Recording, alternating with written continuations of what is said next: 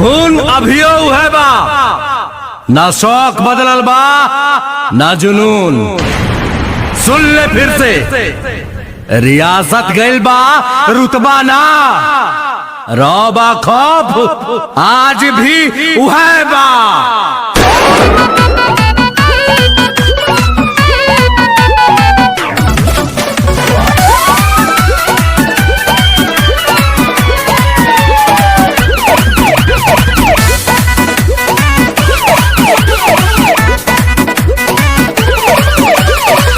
भोजपुरिया डरिला खाली बाप से, साच खाती लड़ जाई केहू के बाप से।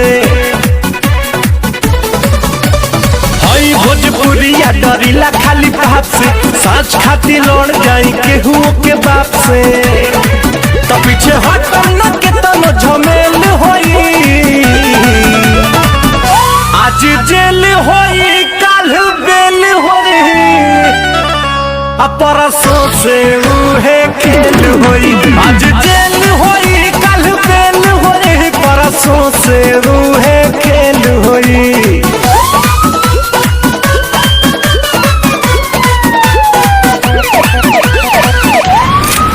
हथियार तो खाली शौक खाती रखीला बाबू, खौफ खाती नमवा काफी बा।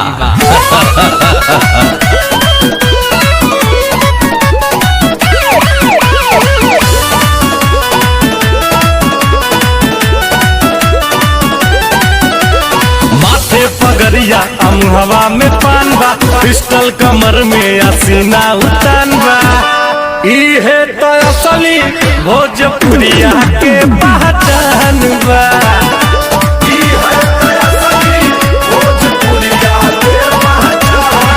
भारी सौ एक अकेल होई, आज जेल होई काल बेल होई,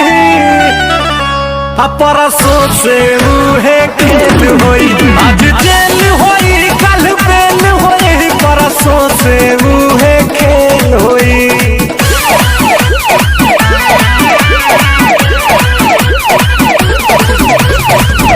जयपुर वाले जमीन पे होटल बना। हाँ देवरंजीत जी,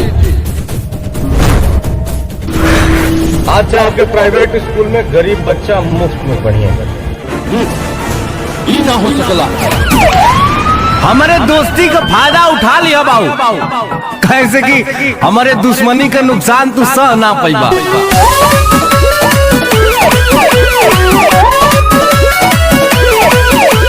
पाका हई हम अपना जुबान के, ले ले हम जान बात आई जान पे। करी ले न सही ले माटी के अपमान के,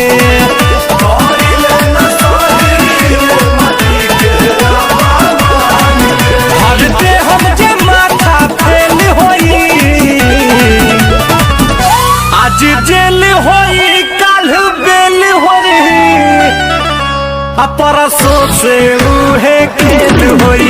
आज जेल होई काल बेल होई, परसों से उहे खेल होई। सिकंदर तो हम अपनी मर्जी से हैं, और हम यहाँ दुनिया नहीं दिल जीतने आए हैं।